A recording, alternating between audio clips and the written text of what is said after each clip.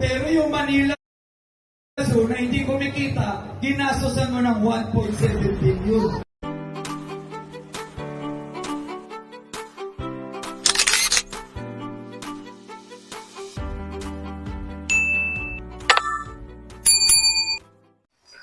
Welcome back sa aking YouTube channel, James TV Manila. Shoutout po sa mga Iskonians na patuloy na sumusuporta sa aking channel. Thank you so much po at mabuhay po kayong lahat. Alright, thank you very much po. So, ang topic natin ngayon for today's video, kilalanin ang track record ng mga tumatakbong mayor o gustong makakuha ng trono dyan sa City Hall. At ano ba ang lamang ni Yorme sa kanilang lahat? So actually po, ang nakita natin, 11 pala, no? Yung tumatakbo dito sa Maynila, ang dami pala. Hindi natin kilala yung iba, kaya siyempre, hindi na po natin sila i-discuss. Unang-una, mukhang hindi naman sila seryoso dahil hindi naman natin nakikita kahit nagpaparandam lang yung karamihan sa kanila. Dito lang tayo mag-focus sa dalawang maiingay, di ba? Ito si Mayora at itong si Spamby na patuloy na bumabatikos kay Boss Y, di ba? Kasi at sila naman talaga yung medyo mas kilala na mabunganga, di ba? Pagdating sa paninira kay Boss Y. So, unahin po na natin, di ba? Total, by survey tayo, no? Na pag-iiwanan, di ba? Nasa 9% lang. Minsan 2% lang. Yung huli dun sa UDM na sinasabing survey, 1% lang. So, unahin po natin na pangatlo sa ranking itong si Mayora. So, kung titignan po natin ang kanyang background, no, mga ka-Iskonians, doon tayo sa political party, yun na, Asenso Manileño. At ang age na, si senior na pala. Itong si Mayora ngayong taon na to. Sa kanyang education background, no? College, Bachelor of Science in Biology, University of Santo Tomas. Medyo bigatin, di ba? Mahalang tuition dyan. Ibig sabihin, talagang kayang-kaya nila ang kanilang buhay, di ba? At ang dito pa, direct Doctor of Medicine, De La Salle University, postgrad, residency in dermatology, and capital ng Maynila Medical Center, fellowship in dermatology and Philippine Dermatology Society. So, suma total, di ba, nasa medicine siya. Wala po siya sa politika, di ba? Yung kanyang course, hindi rin sa abogado. So, malayo po ang politika sa kanyang course, di ba? Isa siyang dermatology o sa medicine siya. Sa gamot, di ba? So, yun na nga, ang isa sa mga controversial na kanyang na pinupukol sa kanya na totoo naman, di ba? Nagka-problema tayo. Una, sa online registration pagdating sa barangay health center. Maraming nagreklamo. At nakita nyo naman, di ba? Mismo ang kanyang asawa, itong si Fox Pangan, di ba? Na kung saan ay dininay niya na may online registration. Pero, binatikos naman at kinontra ng taong bayan. Nang sabi nila, totoo yun. Di ba? Sa mga video po na yun. Bukod doon, di ba? Isa silang doktor. Pero yung iniwang Baseco Hospital ni Yorme, 3 taon na hanggang ngayon hindi pa rin nabubuksan. Di ba? Yun po ang kanila mga issue. Pangalawa, yung hospital ng Maynila na napakaganda, world class. Pero halos walang gamot at wala tang halos nagpapagamot. Inuulan din po ng reklamo. So, ibig sabihin, sa kanila mismong specialty o expertise, di ba? Sumasablay po itong si Mayora. Kaya talagang marami ang dismayado sa kanya. At sa kanya ng mga job applications, Di ba? Ayan, yung mga political ngayon, di ba? Sumama sa kay Speaker Martin Romualdez na tinatawag nilang Tambulaslos. Siyempre, nandyan yung kaban ng bayan. Malapit siya sa kusina. Maraming pondo, di ba? Na pwedeng makuha para sa kanyang pangangampanya. Pwede rin yun, di ba? At yun, leader sa ng Asenso Manileño, Aksyon Demokratiko, Pwersa ng Masa. Ito mga sumusunod na po ito, dahil na lang din yan ay kay Yorme, di ba? Nahatak na lang siya. At yung kanyang government experience, yun na nga, naging mayor siya noong 2022 dahil sa tulong ni Yorme, di ba? Na wala ang kahirap-hirap niyang pinitas ang pagiging mayor dito sa Maynila dahil sa ginawa ni Boss Y. Siya yung sumalo ng lahat ng papuri at girasya at mga proyektong pinagawa ni Boss Y. Naging vice mayor siya, yan. At naging city social welfare officer at naging councilor ng Port District, particularly dyan sa Sampaloc. So, nakita po natin, no, yung kanyang background pagdating sa politika, medyo naambunan nga siya. Maganda naman. Sa policy focus and platforms, ito healthcare, ito na naman tayo, di ba? Healthcare, yung kanina diniscuss natin, sumablay po siya dito. Social services, ito yung sinasabi niya na diretso sa tao, di ba? Mga ayuda daw.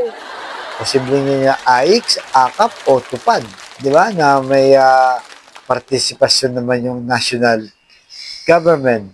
Community engagement, hindi natin na ma-sure dahil pag nakikita natin siyang umiikot, di ba?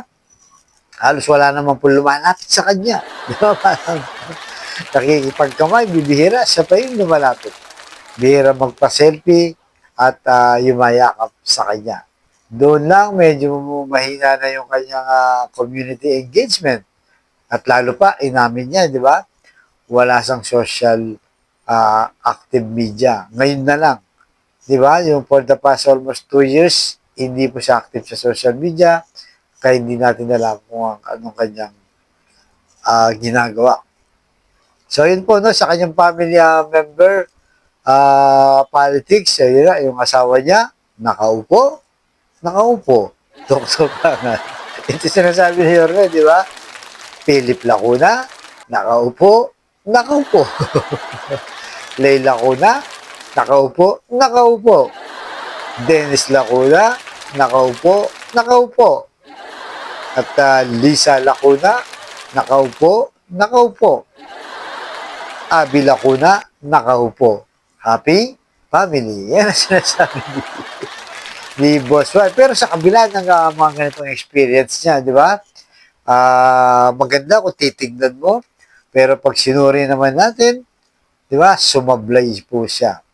Marami ang mga hindi natuwa, lalo na yung mga basic lang na hindi niya nagawa. Kagaya po ng basura na kung saan ay tumambad po sa ating mga batang Manileño, no? 20 January, pagpasok ng bagong taon, na kung saan ay turo siya ng turo, di ba? Na kung saan ay sinisisi si Yorme at nagkasabuatan daw. So, nakita na natin yung kanyang track record, talagang marami pong dismayado. At yung mga sinasabi niyang proyekto, di ba? Hindi pa niya natapos sa loob ng 3 taon. May tapos na, hindi pa rin natapos. At yung mga iba, ngayon patapos na kanyang termino, tsaka ba lang siya gumawa ng project. Talagang hindi mo matatawag na legacy dahil wala siyang natapos. Di ba? Wala po siyang resibo.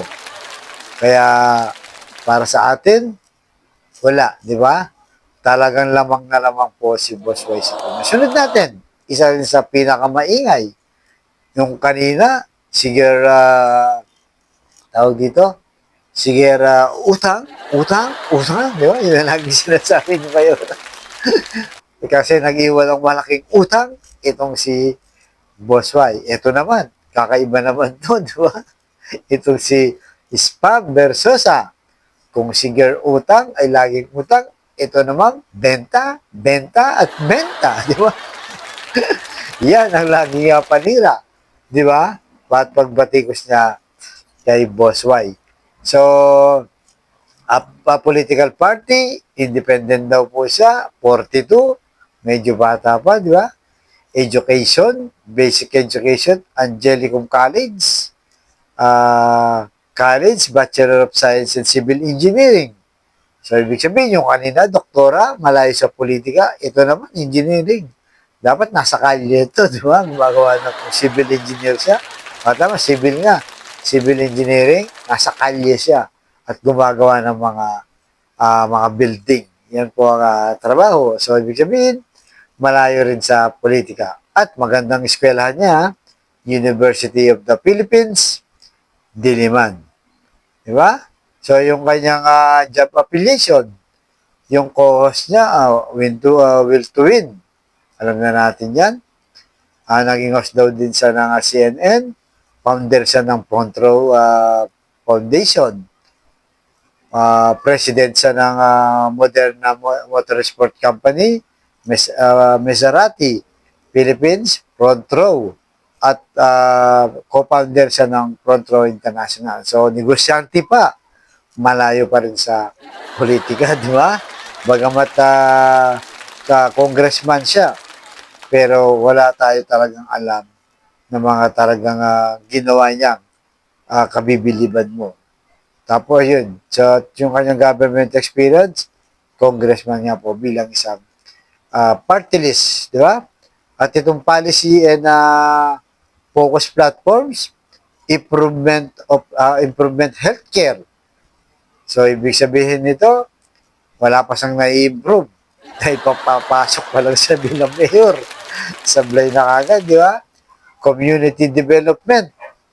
Siguro baka medyo may konti kasi nga, congressman siya na, hindi natin alam kung paano siya umiikot at sino yung mga kinakausap niya. Livelihood, siguro yung pinagmamalakan nitong mga cart, di ba? Mga binibigay niya. Baka yun ang sinasabi niya. Ginawa lang niya yan dahil sa ngayon, ay tumatakbo sa bilang mayor ng Maynila. Poverty alleviation, yan ang hindi natin alam dahil wala pa talaga tayong nakikita. So, titignan po natin ang kanyang background. Malayo po, di ba? Kagaya ni Mayora, naging dermatola, naging councilor, vice mayor, naging mayor, pero yung kanyang performance, nakita natin, sablay. Ito naman, di ba? Congressman, at puro banat lang. At ngayon, di ba, sa attitude, kung titignan po natin yung kanilang mga background, yung attitude nila, sa attitude pa lang, bagsak na, di ba? Kasi itong si Mayora, di ba, sinisigaw-sigawan itong si Boss Y, ano ang sabi niya? Ka na bumalik! Di ba? Ito namang si Tutok Tuwin, Spam B, di ba? Akala mo lagi nakikipagyera, nakatali pa gano'n. Rally doon, naninira lang naman. Di ba? So, napakalayo po. Samantalang itong si Boss Y, yan, diretso na tayo. Ganun, aksyon demokratiko, age 50, education, basic education, ito, di ba? Rosauro, Almario Elementary School, Tondo, Maynila, na kung saan isa ng pinakamalaking eskwelahan, world class, di ba? Ang kanyang pinagawa. Doon pa lang, di ba? May magandang resibo na tayong pwedeng makalamang sa kanila. O lamang na talaga, di ba? O may pagmamanaki dahil kay Boss Y. Bachelor of the Public Administration, pamantasan ng lungsod ng Maynila. Ayan, dekalidad na eskwelahan po. At ang postgrad, local, ano to, medyo malak. Local legislation and finance, University of the Philippines. So, bigatin din si Boss Y, ha? Akala mo, spam, ikaw lang, ha? Akala mo, ha? O, ito pa. Executive Leadership Program, Harvard University. World class na tayo. World class talaga, hindi pipitsugin. At Strategic Leadership Program, Oxford University, di ba? Walang-wala yung pinamamalaki ni Spamby. At ang kanya ng mga job affiliation, di ba? Talent ng Sparker GMA7, host ng Itbulaga o tahanang pinasara, President ng Scott Media Production, President ng Aksyon Demokratiko, member ng National Unity Party 2016 to 2024, member ng Pwersa ng Masang Pilipino noong 2013 to 2016, participant ng IBLP, US State Department, Washington, yan, mga sosyalin, di ba? At leader ng Asenso Manileño noong 2005 hanggang 2024. Ngayon ay wala na siya dyan. Di ba? So, matitindi po, no, yung kanyang experience. Ito, pinakamatindi, government experience niya. Presidential candidate. Lalo siyang nakilala dyan, di ba? Yorme ng Maynila, 2019 to 2022, Undersecretary ng DSWD, Chairman siya ng NLRC 2017, External Peace and Consultant ng NDFCCP Peace Talks, di ba? At senatorial candidate noong 2016, Vice Mayor 2017 to 2016, at 2007 to 2016, Vice Chair ng Manila Historical and Heritage Commission 2007, Councilor ng Manila First District 1998 to 2007. So hindi po matatawaran, no? Talagang matindi. Si Boss Y, marami na siyang hinawakang posisyon sa gobyerno, kaya alam niya na yung mga diskarte o lalo na yung pakipagsalamuha sa tao kung paano siya makapagbigay ng tulong. So ito, policy focus platforms po tayo. Infrastructure development. Ano ba yan? Ito talagang parang buhay na patotoo, di ba? Nakatayo na. Mga naglalaki ang public school, di ba? Na world class, na fully air condition, Manila Zoo, Hospital ng Maynila, di ba? At mga iba pang pinatayo ni Yorme. Yun malinaw yun. Pagkasabi natin, meron kagad. Social services, marami yan. Yung mga ayuda niya noon, mga tinulungan, yung mga donation niya sa sarili niyang pera, di ba? Yung 100 million. At marami pang hindi na i-broadcast. Di ba? Pagdating naman sa in-city vertical housing projects, yan, di ba? Condominium, binondominium, federal residence na inangkin na, di ba? Yung San Sebastian na residence na inangkin niya, at yung mga ibang condominium na kung saan ay binago, di ba? Ni Mayora lahat ng kanyang pinimplement na policy dyan. Environmental protection, ano yan, yung last lang of the Metro Manila, di ba? Yung sa forest, di ba? Ano ba tawag doon? Yung sa likod ng City Hall. Yun, isa sa sinave niya yun kasi dati, nung panahon pala ni Erap, may bumibili doon. Ibebenta rin sana pero hindi, Arceros Forest yun, na hindi pala pumayag si Yorme. Tapos yung improvement of quality education and healthcare. So ito, di ba? Mga tangible to, mga nakikita mga infrastructure, di ba? Yun nabanggit na natin yung mga world class kagaya ng Albert, di ba? Yung Rosario, Manila Science, yan. Healthcare naman, Hospital ng Maynila. Tapos pinaganda mga equipment sa Santa Ana Hospital. Marami pa. At cleanliness and order. Yan. Isa sa mga basic lang na talagang pinuri si Yorme. na kung saan ay ikinasira naman ni Mayora. So kayo mga ka-Skonians, no? Talagang lamang na lamang po itong si Boss Y sa kanilang dalawa. Wala pong binatbat. Di ba? Lahat ng sinabi natin kay Yorme, lahat yun may improvement. Nakita na natin lahat yan may mga resibo na. Kaya hindi talaga matatawaran. Di ba? Eh si Mayora, bagamat may experience nga sa gobyerno, pero ngayon naman, puro batikos ang inaabot dahil sa pabago-bago ang kanyang mga pananaw at prinsipyo, di ba? Kung pinupuri-puri siya niya si Yorme noon, pinapalakpakan ngayon, binabatikos na at pinalitan pa lahat ng kanyang pinagawa. At sinisisi pa sa kanyang mga utak. Nakasama naman silang nagplano at nag-approve. Ganun din naman po kay Spam B, diba? Na wala namang kaalam-alam. Binabato lagi yung benta. Sa attitude pa lang, kung makita natin, pareho din silang professional. Wala po. Hindi natin nakikita bilang isang leader. Si Yorme lang po ang talagang lamang, may kakayahan, at inihintay ng Manileño. Di ba?